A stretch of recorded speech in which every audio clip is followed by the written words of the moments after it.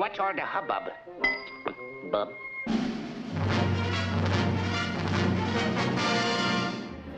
Bugs Bunny captured a certain spirit that the theater-going audiences of that era were probably ready for. He was feisty, he was determined, he was very effectual. He got things done. When Bugs was around, things happened. And you could pretty much trust that by the end of the 6 or 7 minutes, Bugs would triumph over the villain, and in a very satisfying way. What's the big idea of rabbits being only white 2 cents? Bugs Bunny was a winner. He definitely embodied the American spirit.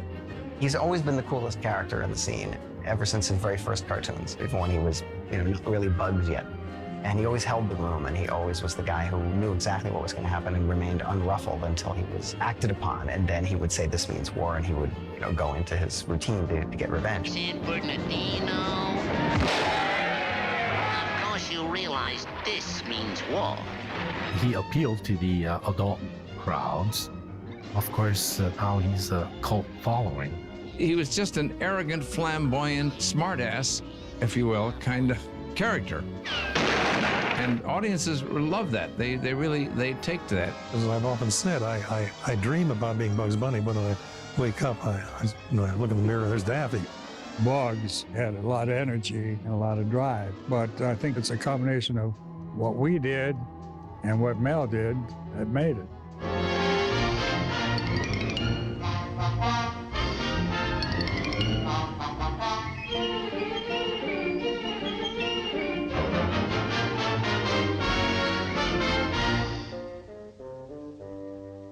What do you think is the appeal of Bugs Bunny?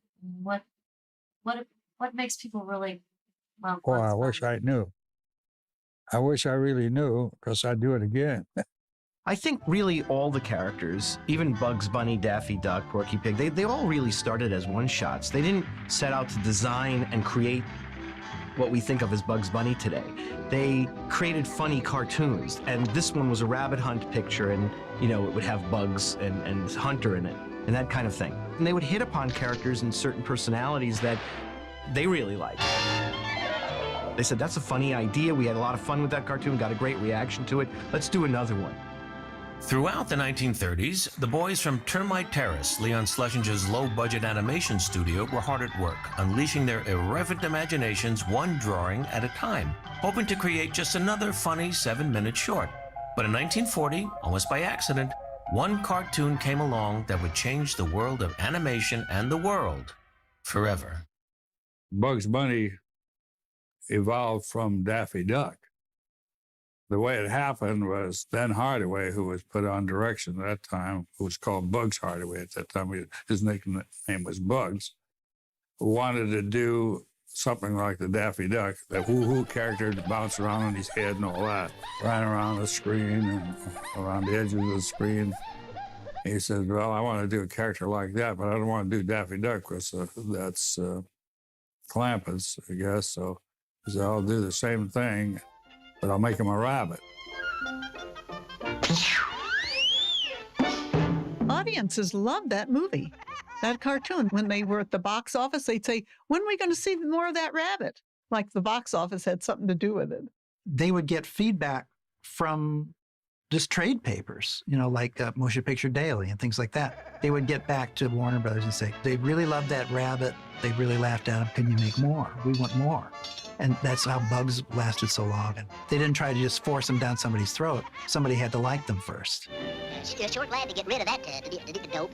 That's what you think. All kinds of fan letters kept coming into the studio about, when are we going to see more of that rabbit? That rabbit is so funny.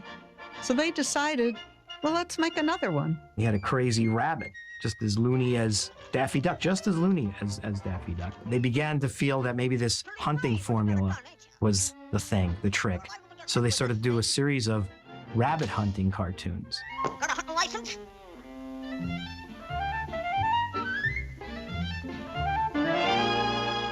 But I haven't got one now.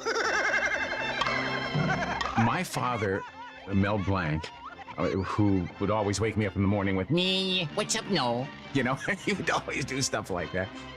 He got into the voice business because he loved doing voices. Honest, Chief, I never done nothing to no one, what never done nothing to me. Don't go off, half-cock. Put yourself in my place. I'm a married man with a family. Look. The first rabbit they showed him was called Happy Hare or Happy Rabbit. It was called everything they could name it except Bugs Bunny because they hadn't thought of it at that time. And it had big buck teeth. So the voice that my dad had to come up with sounded like this. And if you hear the first Warner Brothers cartoons with Bugs, it's a very different voice for Bugs Bunny because it's like this, and he's got his teeth in the way, and it's got a really strange sound. I'm going cuckoo. Here comes the choo-choo.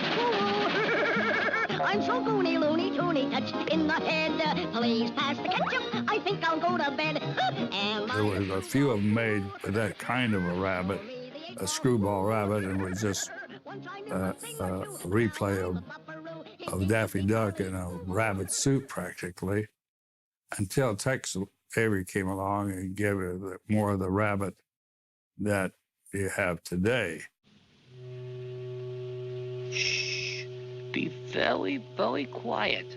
I'm hunting wabbits. I was working with Tex. Well, of course, Tex did it, and Virgil Ross animated the whole thing.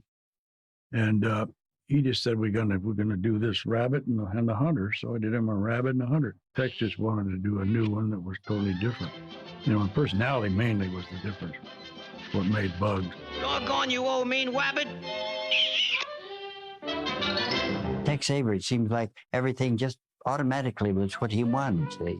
Most of everything he did was very individual. What I mean, I don't think he followed any particular pattern. He just had a lot on the ball that he wanted to bring out, and particularly his extreme gags. That was one of his things. I mean, he just used his own ideas about things and made them definitely Tex Avery. It wasn't anybody else's stuff. They decided, hey, we better give this rabbit a name. So they were sitting around and trying to think of a name for this rabbit. And Tex Avery said, well, what about Jackie Rabbit? Nah, they didn't like that. And they were bantering all kinds of names around, and nobody seemed to be impressed. And they're in the story room, and they see all these model sheets. And the publicity gal was in there, and she sees Bugs Bunny. And she said, gee, how about Bugs Bunny? And Tex says, I don't like that name. That's a fuzzy-wuzzy name. She says, nevertheless, I'm going to see if the old man likes it. So she went to Leon Schlesinger's office, and she said, what do you think of Bugs Bunny? And he said, I like it. And that's how Bugs Bunny got his name. Tex gave the character the line, "What's up, Doc?" which was an expression he used as a kid in school. This was an expression from Texas that they used to go around school going, hey, what's up, Doc? And so he just gave it to the character. So it would be a funny thing for him to say. What's up, Doc? Shh, there's a wabbit down there, and I'm trying to catch him. And Mel, of course, did the voice, and he based it on Arnold Stang, New York comedian, which is perfect, New York wise guy. He showed me a picture of a little rabbit. He said, he's a tough little stinker, and we need a tough voice for him. So I said, why not? So I figured, which is the funniest, which is the toughest, Brooklyn or the Bronx? So I put the two of them together. And that's how Bugs Bunny came out, Doc. He was a little stinker, and still is, I guess. It took 2 years for the metamorphosis to happen in Bugs, where he came with, "What's up, Doc?" and a different sound from the very early sounds that sounded like this, because he was trying to get the teeth out of the way. Tell you why I can't eat carrots and talk at the same time. They get stuck in my throat. So I always save the Bugs Bunny's line, this eat the carrot and "What's up, Doc?" until the very end, because then I have to spit them out. I used to fill baskets full of spitting out carrots. And definitely necessary to use a carrot. Yes, it's the only sound that'll make a sound like a carrot, is a real carrot. We tried potatoes, raw potatoes, everything. Celery, nothing works like a carrot.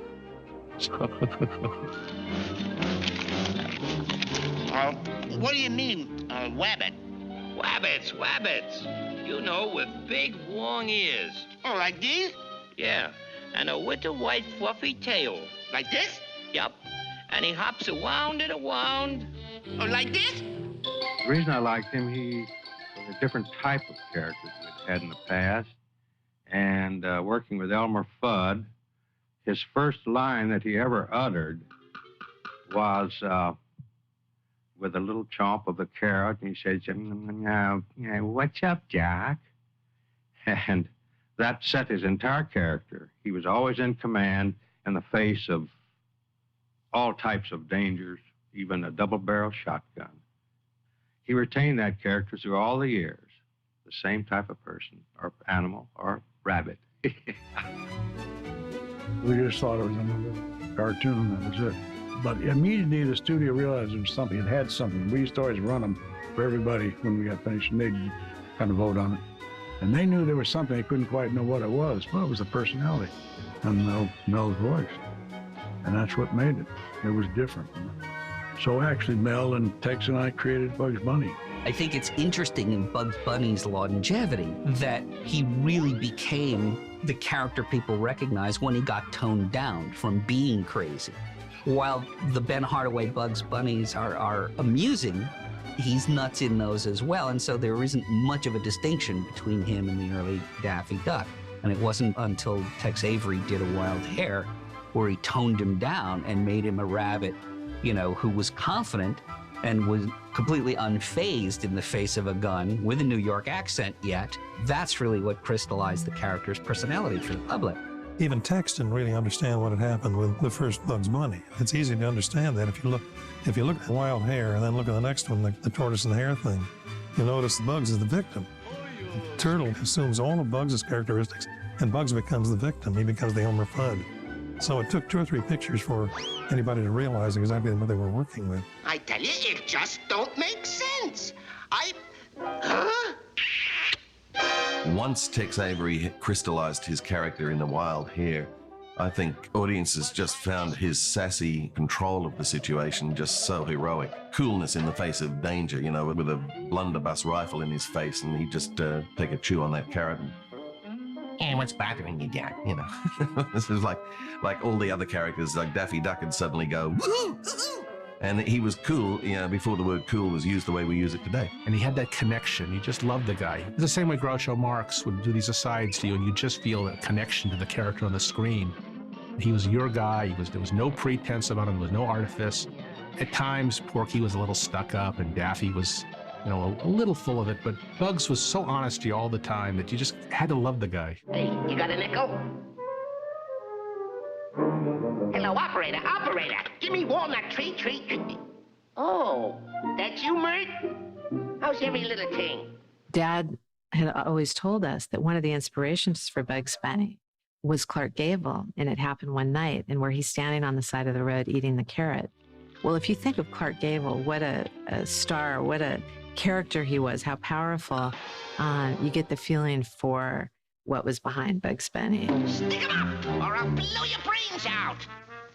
Well, now that's mighty neighborly of you. Bugs was possibly the first real wise guy cartoon character. Just as Daffy was the first screwy cartoon character, Bugs was the first wise guy. And that was a new idea. He is a cool character. Tex Avery used to use that word. In other words, he's not a hot character, if you know what I mean. Daffy and Sylvester, the ones who are born losers because they embody all of the human failings, the 7 deadly sins, greed, lust, you know, all of those things, and always fall flat on their face. This is great comedy, whereas Bugs would do it to whatever enemy it was in the cartoon. Say, you're a rabbit. I'm a-gonna drill you good. Oh, okay, Doc, but wait just a minute, huh? You may fire when ready, Gridley. I think Bugs is different than all of our characters, and that is that he's a comic hero. Well, nearly all comedians in our cartoons, too, nearly all the characters are comic losers. Elmer Fudd and Yosemite Sam and Daffy Duck, all the rest of them, with the possible exception of Pepe Le Pew and Tweety Bird. Tweety is not an aggressive character at all. Bugs isn't either until he's thwarted, until somebody tries to do him hurt. If he had been too mean-spirited, he wouldn't have been embraced. There's a fine line to walk. I mean, he does some pretty mean things to Elmer and to some of his other adversaries, especially in those early cartoons. But there's something that's still funny about him, perhaps because his adversaries are such bozos. Maybe that's why. And he, very early on, broke that fourth wall, talking to the audience, winking at the audience, letting them in on the gag. Gruesome, isn't it? That was a pretty novel idea too. Is there a doctor in the house? Is there a doctor in the house? I'm a doctor. What's up, Doc? But as Bugs evolved, he evolved first and foremost as a character and a personality the audience wanted to relate to. Gosh, ain't I a stinker? He didn't evolve as a corporate symbol or as a spokesperson for, for any particular entity. He evolved as a character that we as an audience relate to and love to watch, and we love to laugh at him. I'm sure that the animators and directors of that era, when they started to hear audiences respond to Bugs, thought, oh, that's good, let's try this with him. Oh, that's great, if that worked, let's try this with him.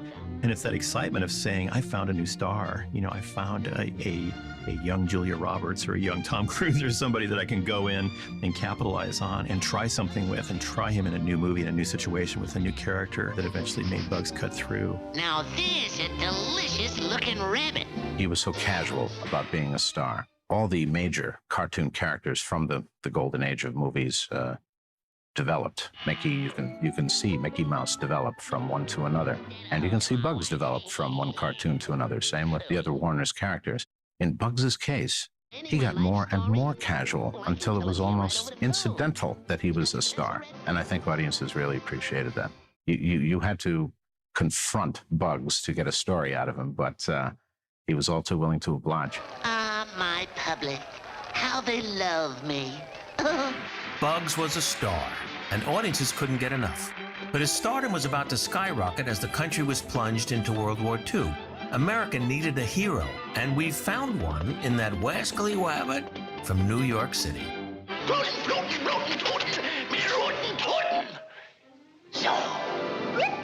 Bugs Bunny was created in 1940, and by 1941, at the end of 1941, we were in World War II, and the character was being really developed in those cartoons, those early cartoons. Sorry, fellas. I can't play with you anymore. I got some important work to do. We will. What was great was Bugs was an all-American character. He was practically a kid from Brooklyn. He represented that scrappy feeling that we had at that time to get into the war and win it. Bob Clampett once said, people these days have no concept before the days of television, when the only visual medium was the cinema. What an enormous impact on a giant screen somebody like Bugs Bunny's coolness in the face of an enemy was a phenomenon. And it just remained that way and has remained since. Bugs was always a wiseacre character after Wild Hare, but the war kind of amped everything up.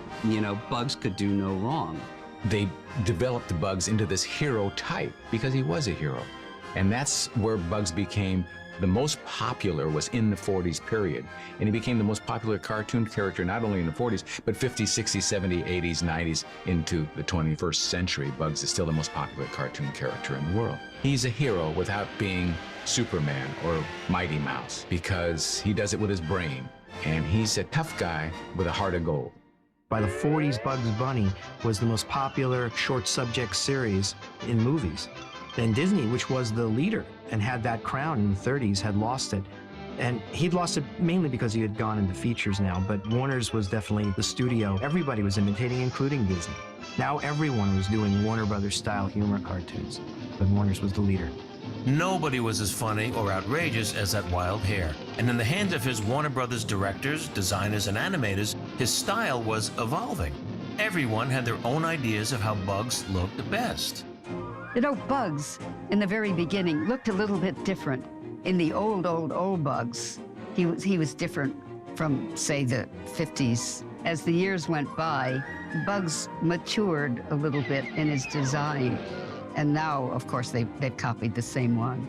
Animators, as far as I know, and including me, weren't in on much of anything until they got to our stage where it was all laid out and everything, and then we got the work and explained what do we want to do from this point to this point and hook it up with the other animators, and that's what we did. We all got a copy of what the characters were going to look like, and we tried to keep them looking as near alike so that we all made them approximately the same. We usually could tell the difference of who did what, but I don't think the general public could. When I went to work there, they already were doing Bugs, but each unit did him differently. Eventually did become a contest between the 4 units, so they decided, well, we got to organize this so he's not this crazy. So they got Bob McKimson to draw the model sheet, Then we use that for whoever's working on a film, then we animate it like that to see what it looked like. My father created the definitive way Bugs Bunny looks is today. Because originally the rabbit was kind of a hunched over rabbit that halfway hopped. And he changed them in effect of about 1943, as I say, to the way he looks today. And of course, he was, you know, always a favorite of my father's. I love to see old Bob McKimson draw. Pick up the pencil, put on the paper, and then go like this. The feet to the, and that's it. That's right, he drew it. But it's a terrible drawing. But he liked it, and everybody else said, no, that's right. That's a good Bugs Bunny. When the Clampett unit had Bob McKimson do his famous Bugs Bunny model sheet, it really was that crystallized Bugs Bunny that everybody knows. Somehow McKimson's drawings really caught the spirit of the character and how to turn him around and how to give him expression in such a very, very influential way that it influenced the entire studio.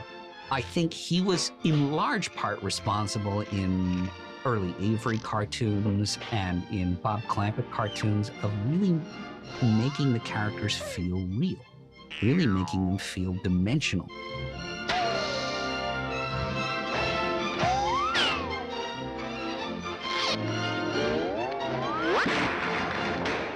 Like we would talk, gee, I love working on Bugs, we'd say. But we haven't done a Bugs for a long time, and I miss it. And so then old Bob Clampett said, well, we're working on one. And he'd come up right away with a story that would satisfy the animators. It's like everything. You know, you work for your group. Although we were very small little units, we worked to please each other, put it up on the board, and then if we got a good reaction, then we knew we had something good. We followed each other. We picked what looked and what we felt was bugs more out of each other's pictures, and we'd meet about it. When we felt that we got off base, we'd talk about it, and we discussed what we thought was that we were getting off of the character. I think we reminded each other. Clampett was included, and whoever was included in making Bugs Bunny, we always refer back to the model sheet, for instance, the look of the character, and also talk about what he did, whether we were out of line of the personality. We kept taking from each other the best of each cartoon and added to that, and ended up with the latter ones, which were more of the character in style and personality and looks. We try to do the same thing, but each one of us, again, did a little bit different. And that's the way it went. A buzzard is two-faced. You naughty, naughty boy. It's often said that Bugs had 5 fathers, not just one. And I think that collective, collaborative energy that went into that character helped shape him to be the extraordinary character he ended up being, the #1 cartoon character in the world. Some of my best scenes. Okay, Smokey, roll 'em. If you look carefully, there's probably 3 or 4 different kinds of Bugs Bunnies with the Clampett era. And then you look at the way Chuck handled Bugs, you look at the way Frizz handled him, and you look at the way the McKimsons did, that they're entirely different. I mean, from the professional standpoint, maybe the layman isn't going to notice these subtleties, but they're there, believe me.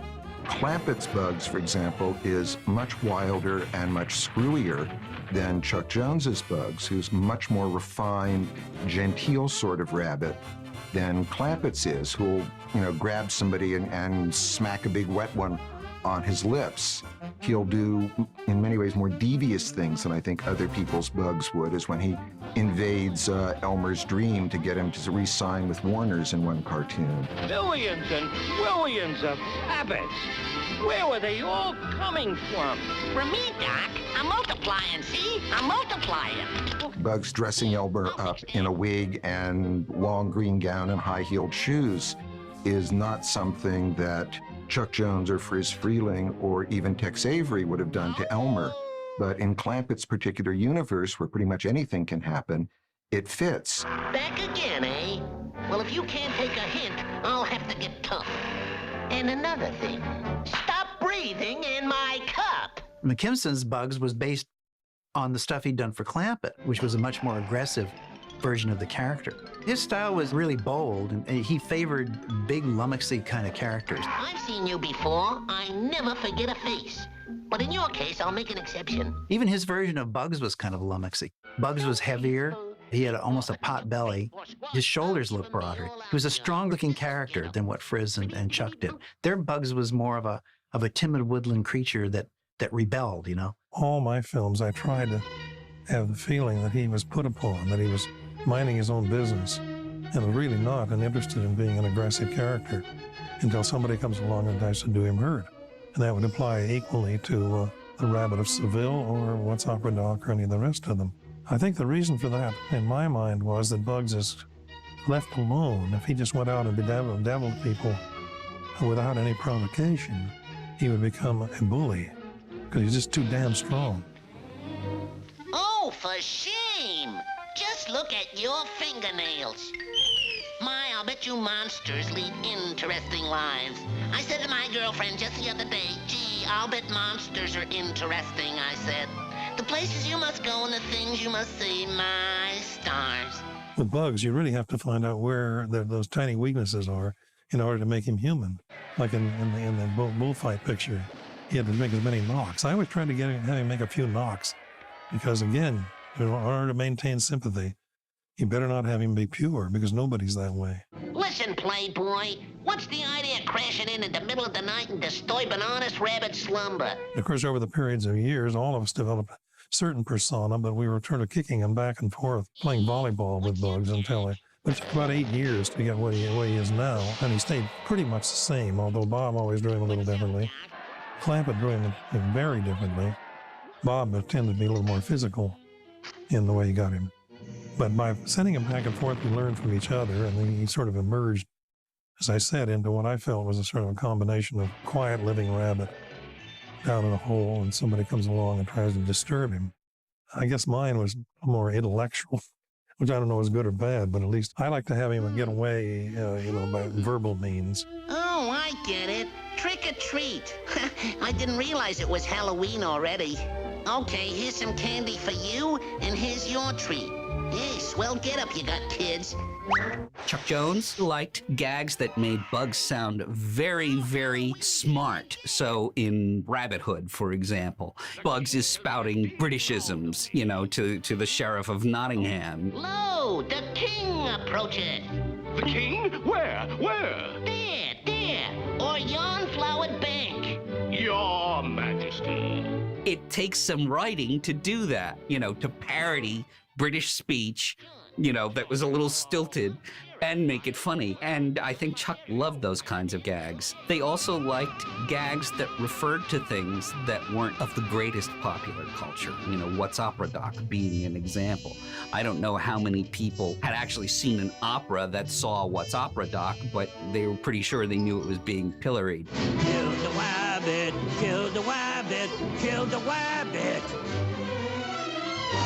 Kill the wabbit? Chuck was a more sophisticated kind of a guy, and he started educating Bugs. He started using words that the average these and those guys don't even know, but Chuck knew. And he started injecting those into the character itself, and that we've had to pull back from that. Mine and Chuck, that we had to get back to the these and those characters. Frizz's first Bugs Bunny cartoon was Hiawatha's Rabbit Hunt. It was probably the second cartoon where Bugs actually had his New York voice. Hey, what's cooking, Chief? Something smells good. Hey, what are you having for dinner? Rabbit stew. Rabbit? Boy, I sure do love rabbit. Rabbit? And I think Frizz always wanted to keep Bugs New Yorkie, even if he was out in the desert. Man, dig this crazy beach. Must be low tide. Chuck had that cute touch to his Bugs Bunnies, Frizz's Bugs I found very, very humorous. I dashed you to step across this line. I'm a steppin'. I hate you. It was funny because at the end of my 6 years with Chuck, and when I segued over to Frizz's unit to work on his bugs, he came to me and says, remember, you came from Chuck's unit. We don't do bugs the way Chuck does. So I had to get Frizz's Bugs Bunny model sheets and learn bugs all over.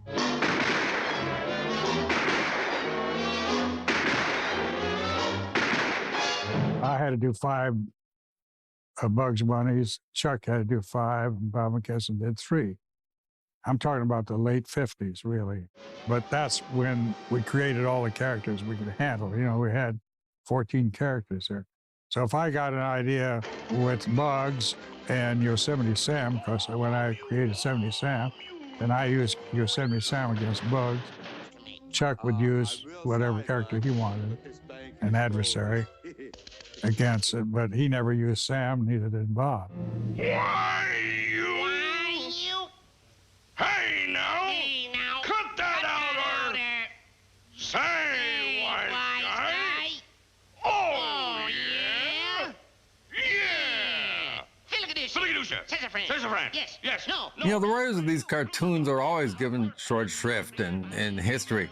Writers like Ted Pierce, who really was part of the foundation of the tone of Warner's cartoons, what made them different from other cartoons, their unique combination of highbrow and lowbrow humor. Writers like Warren Foster with his unique insertions of comic understatement. And then there's Michael Maltese.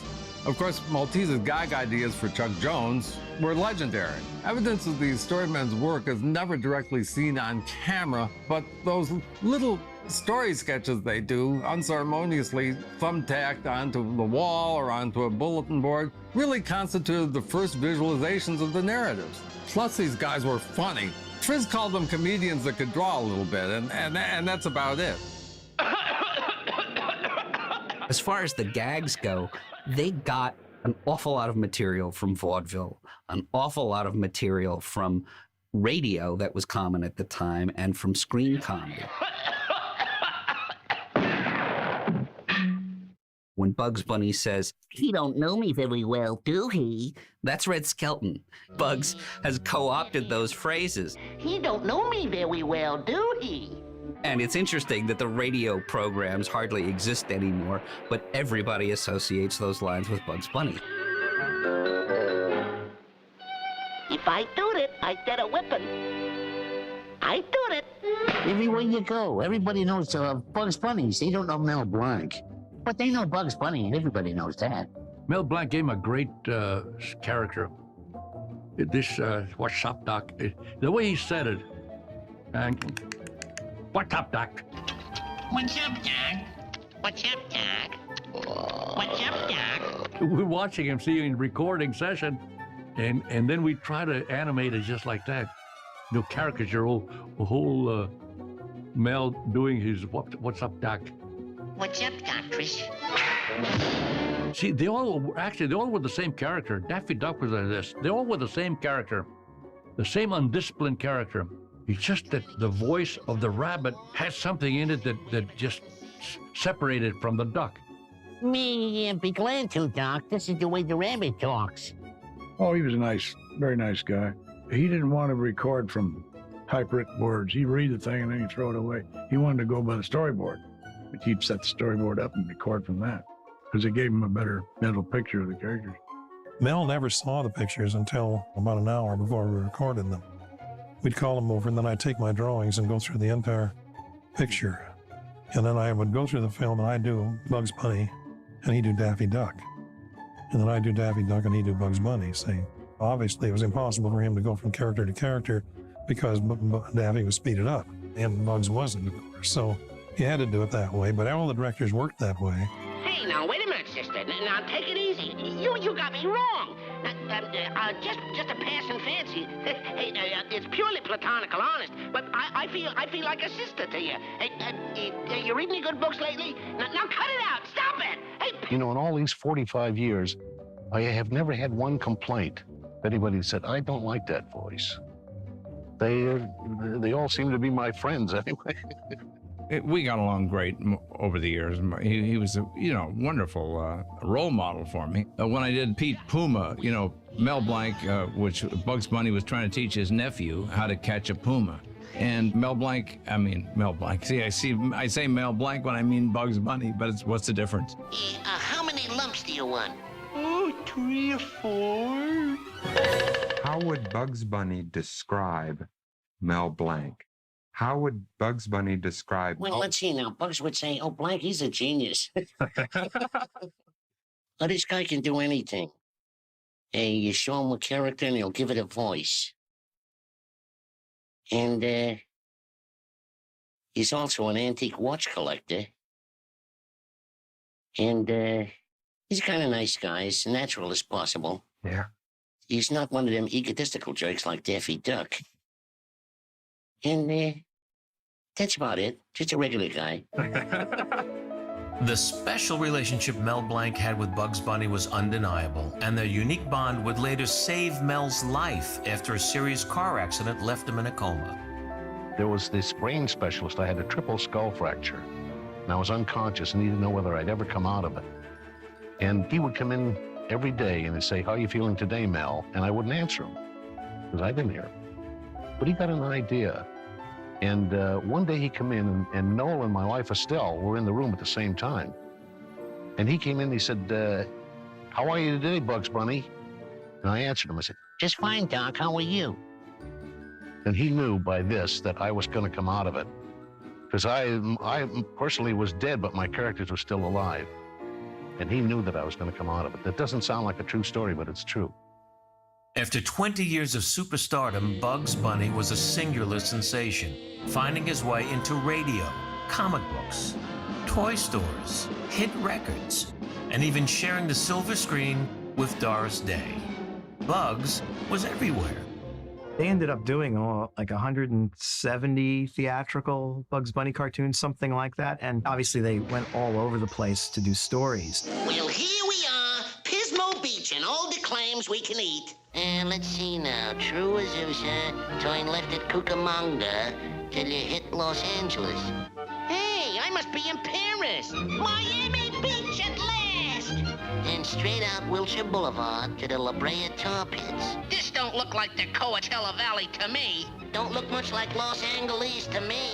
I knew I should have made a left turn at Albuquerque. And they put him in fairy tales, they put him in historical situations, they put him in all time periods, and they had him in the present. But that's the thing, Bugs Bunny was so universal. He could fit into all those places, or he could bring the American spirit into all of those places, the American point of view to old England, or down under, or the North Pole, or outer space. Bugs Bunny to Earth! Bugs Bunny to Earth! Come in, Earth! Urgent! Urgent! SOS! Roger! Wilco! Over. Crumbly crunchies are the best. Look delicious on your vest. There's a wonderful thing that happens with a superstar like Bugs Bunny. These characters are so well defined sometimes, and they're so funny that the minute you put them into an interesting situation, you know something interesting is going to happen. So now you take one of these hoary stories we've heard millions of times, like Little Red Riding Hood or The Three Little Bears, and you say, we're going to put Bugs Bunny in it. Well, right there, we know there's going to be a conflict. We know he's going to shred this story for us and make it funny and turn it upside down. We don't know what he's going to do, but we know that that story is going to get savaged and beaten up by Bugs. And we look forward to that because we're kind of sick of the Three Bears story. We've heard it all our lives, and we want someone to do something to it. Yeah, I know we need a double on the Bugs Bunny picture. But where can I get anyone stupid enough to take the job? Okay, boss, hang up. A star is born, and that star is me. I'll call you right back. Bugs had outwitted and outsmarted Elmer Fudd, Yosemite Sam, the Tasmanian Devil, and even Marvin the Martian. But his favorite partner in comedy had to be that hard-luck duck, Daffy. By the 1950s, Chuck Jones had modified the personality of Daffy Duck into this egotistical foil character and had done some solo cartoons with Daffy in this new persona. It was moving away from that wacky woohoo personality that he had originally. Ha! Goodbye, Rabbit. You're gonna be a falling star.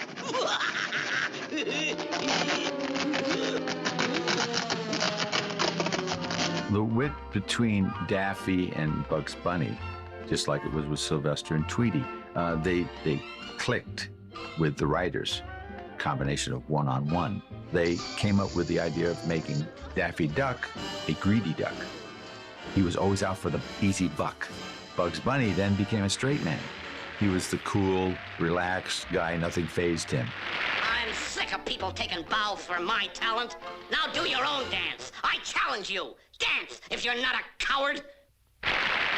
It just happened that Mike Maltese came up with a funny gag with Bugs Bunny and Daffy Duck, and it was successful. And then maybe another cartoon later, Mike Maltese resurrected it and say, hey, why don't we go back and do something similar? What they did was they put Daffy into the mix with Bugs and Elmer, and it was really a great winning combination because you had Bugs versus Elmer versus Daffy, all of them out for themselves. You know what to do with that gun, Doc. In Chuck's hands, Bugs was becoming less like Daffy and a little more assured, a little more, I'm the guy who's in control of the situation. And so as those two characters were evolving that way with Chuck and Michael's collaboration, it probably seemed natural to put them together and see what happened, you know, with Daffy heading in one direction of self-survival and Bugs heading in another direction of nothing phases him, and Elmer being the hapless dupe. Look, Doc, are you looking for trouble? I'm not a stewing wabbit. I'm a fricasseeing wabbit. And there's a lot of interplay between the characters that really doesn't take much action at all, but it's fun to listen to. Would you like to shoot me now or wait till you get home? Shoot him now. Shoot him now. You keep out of this. He doesn't have to shoot you now. Ha! That's it. Hold it right there. Pronoun trouble. It's not he doesn't have to shoot you now. It's he doesn't have to shoot me now. Well, I say he does have to shoot me now. So shoot me now. The other thing that was really fun about the series is how humiliated can Daffy get? I mean, that's really the basis of all the jokes. How many times can his bill be blown off his head, and in how many different directions and how many different compositions? Is he still there? Still lurking about? It really set the tone for how people recognize the characters now. What? That rabbit's name over mine? I'm the star. I'll just see about this. Bugs Bunny had that confidence that, I don't know about you, but I certainly didn't have as a kid, let alone a teenager. Chuck Jones always said something to the effect that, you know, Bugs Bunny was who he wanted to be and Daffy Duck was who he was. And that's very true. I mean, Daffy isn't stupider than Bugs, but his lack of confidence and his jealousy and hatred of Bugs Bunny's confidence makes him shoot himself in the foot every time. Oh, no, you stupid rabbit! Like this! No, I'm too young to die. Please let me in. Hey, this scene ought to get me the Academy Award. As celebrated as Bugs was, he couldn't catch a break at the Academy Awards. But after nearly 20 years and 2 previous nominations, he finally struck Oscar gold with the hit short, Nighty Night Bugs. I almost think Nighty Night Bugs won the Academy Award because the Academy wanted to honor Bugs Bunny. Bugs Bunny hadn't won an Oscar. Warner Brothers cartoons have won Oscars, Tweety, Speedy Gonzales, Pepe Le Pew.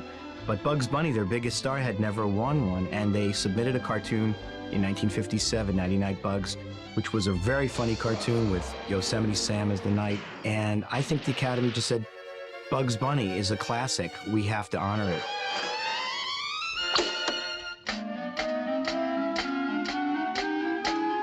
Now, let's see if I remember. Head down, left arm stiff.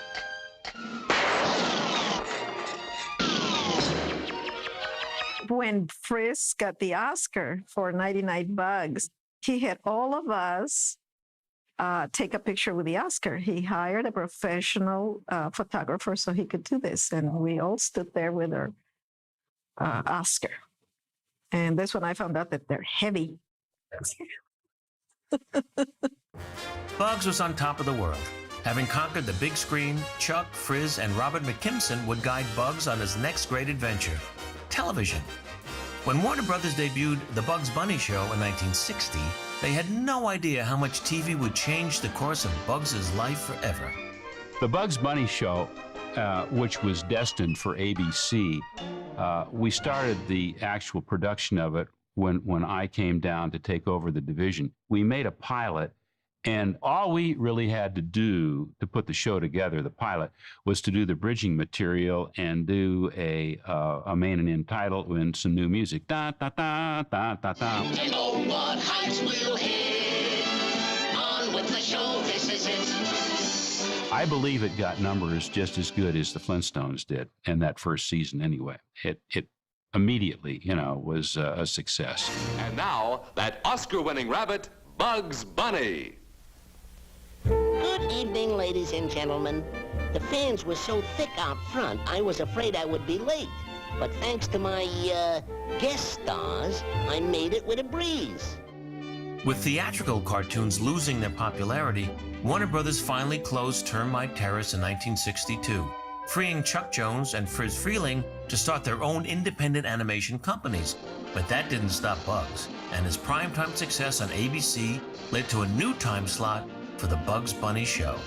So Bugs Bunny going on to Saturday morning really just furthered a relationship that his audience already had with these cartoons. The kid audience was wiser about the importance of these cartoons and loved them more deeply than the general public already. The Saturday morning version of the Bugs Bunny Show stayed on the air for like at least 40 years. That's an unusual thing. It's hard to believe. It was never in syndication. It never played local channels. It played Saturday morning under different names. The Bugs Bunny Show, the Bugs Bunny Roadrunner Hour, Bugs and Tweety Show. Did it change things? Yeah. It made a whole bunch of us love Bugs Bunny. Songs. It's pronounced faint. The musical number we are performing tonight is The Carnival of the Animals by Camille Saint-Saëns. Chuck Jones and Frizz Freeling actually returned to Warner Brothers to work on these characters and work on more films in the late 70s into the early 80s, making compilation feature films, special cartoons for TV. What's up, Duke? It's interesting how Chuck and Frizz both had a sort of longing to get back to the Warner's universe, even though they were removed themselves. Their hearts stayed, both Chuck and Frizz's hearts stayed with the Warner's work. I mean, they really did. I think they both thought they did their best work at Warner Brothers. I think they sincerely believed that, and of course they were right. That was a real highlight. And they made movies and TV specials and great new shorts, paving the way for a whole new generation of artists and animators and voice actors, directors. They love Bugs Bunny. They love the Looney Tunes. What's up, Doc? Well, Bugs, we're announcing the nominees for Best Achievement in an Animated Short Film. Well, I thought I was going to present the award for Best Actress. Well, look, Bugs, people expect a guy like you to give out this kind of award, so let's just defer to the Academy. Well, all right. It's going to be a long night. Bugs found two of his biggest fans in producer Steven Spielberg and director Robert Zemeckis. And when they made their groundbreaking animated feature, Disney's Who Framed Roger Rabbit, they invited him to share the screen with his crosstown rival, Mickey Mouse. It was the last time Mel Blanc voiced Bugs at the movies. There was one wonderful day when we went to Beverly Hills and visited Mel Blanc's house. And his son Noel answered the door, and we went in his beautiful home. And out of the back room comes Mel Blanc. And of course, he's a guy I had seen for years on, television shows with Bob Hope and Bing Crosby and things. Here's this guy comes in and says, "Hi, Don, how you doing?" And he sounds like Mel Blanc. And I feel so honored to be able to say that he did those voices for us. What's up, Doc? Jumping without a parachute? Kinda dangerous, ain't it? Yeah. Yeah, you could get killed. You guys got a spare? Bugs does.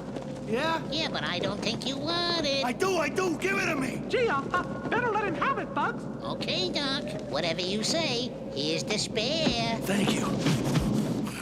Certainly in Roger Rabbit, to be able to have a scene with Bugs Bunny and Bugs Bunny and Mickey Mouse together, or Daffy and Donald together, it was really a celebration of the animation of that day, and to be able to work with Mel Blanc. Poor fella. Yeah, ain't I a stinker?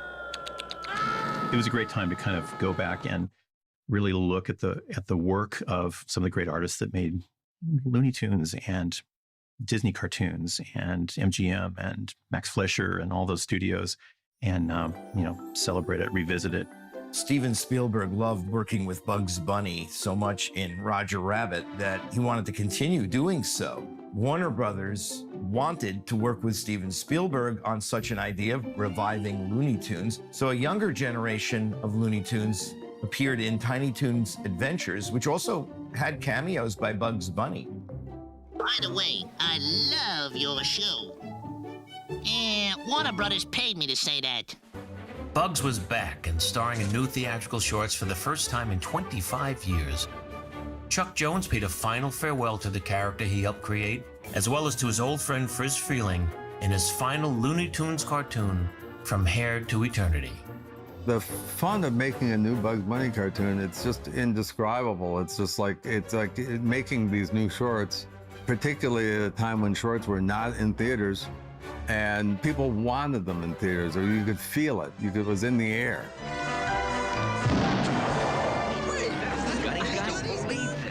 For shame, Doc. Using live ammunition on a movie set.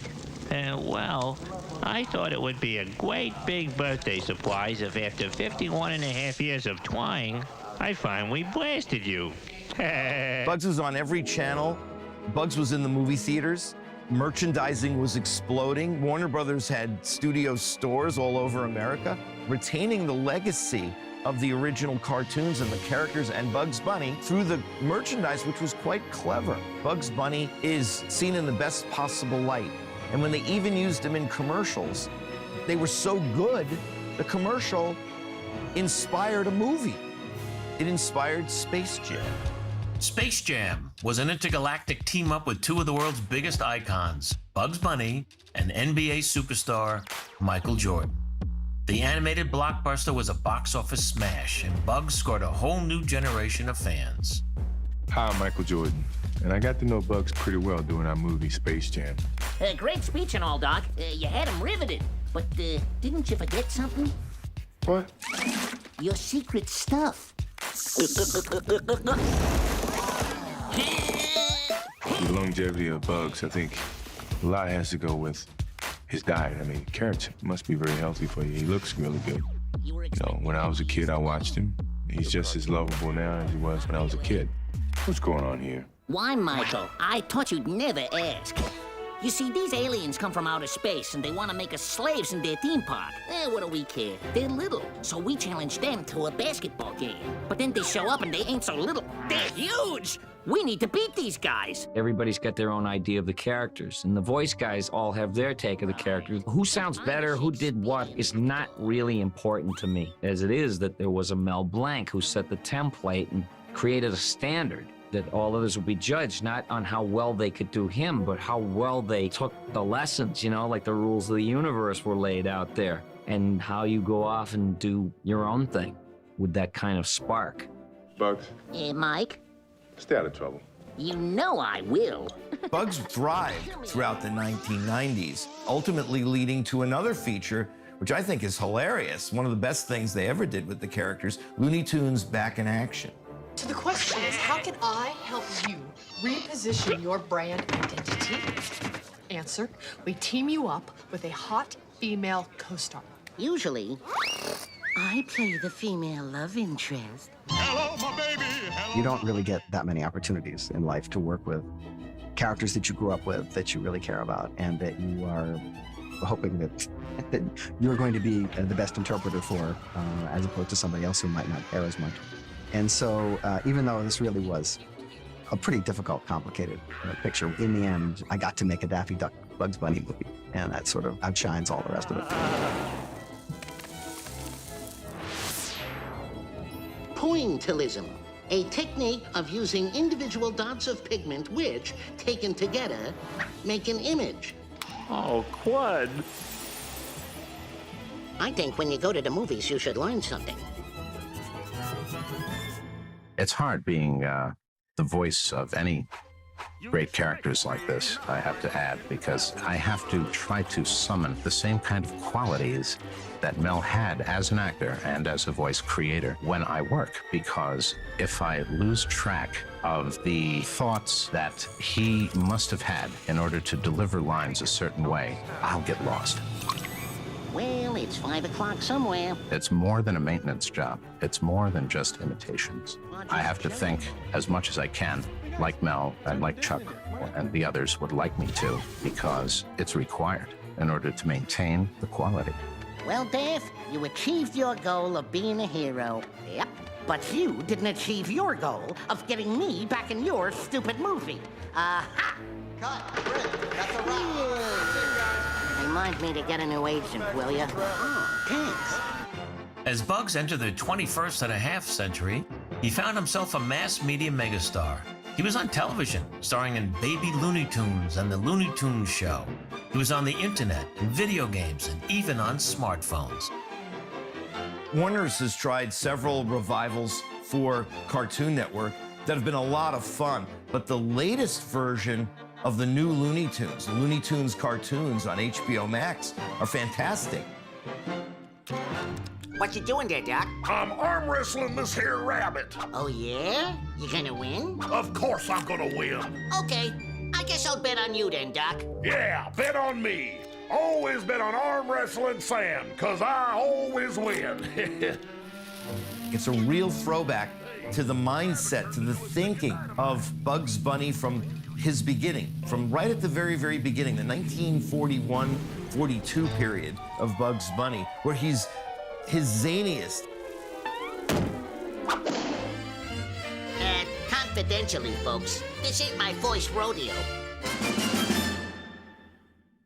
This looks like a job for Super Rabbit.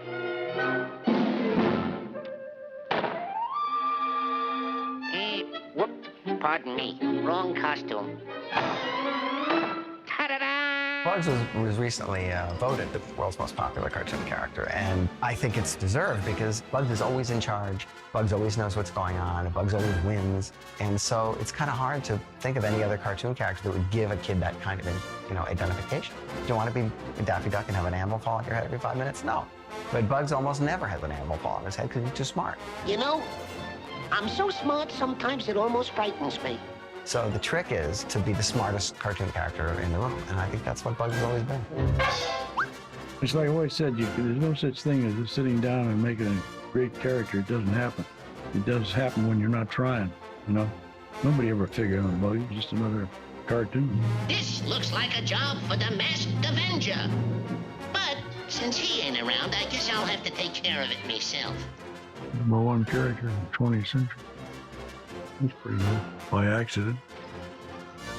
Bugs and Daffy and Yosemite Sam and the Tasmanian Devil, they're classics. Older people grew up with them, young people grew up with them, and they still see them on television. Baby Looney Tunes said, I'm still doing Granny. And they've got Tweety and Sylvester and all the wonderful characters that are just going to go on forever. Stop steaming up my tail! 40 years ago, we felt that if our pictures would last 3 years, we'd be doing all right.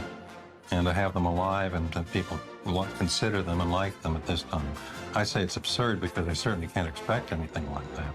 As Frizz says, it's wonderful and completely unexpected. I think Bugs Bunny, with Mel's voice and the animation and the situations we put him in, were successful.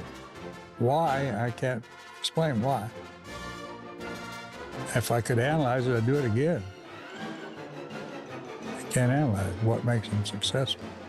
From a wild hare to What's Opera Doc to Space Jam: A New Legacy with a little chomp of a carrot and a simple what's up, Doc? Part Brooklyn, part Bronx, like me. Always cool and always in command, he's the tough little stinker and comic hero we all dream about being. Bugs Bunny is the greatest cartoon character of all time. Me. What's up, Doc?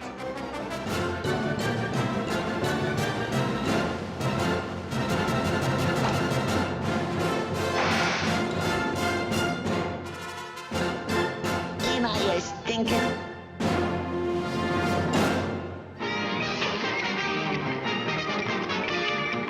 And that's the end. Return, my love. A longing burns deep inside me. Return, my love. I want you always beside me. Love like ours must be made for you and for me. Return, won't you return, my love? For my love is yours. Ah, well, we almost had a romantic ending.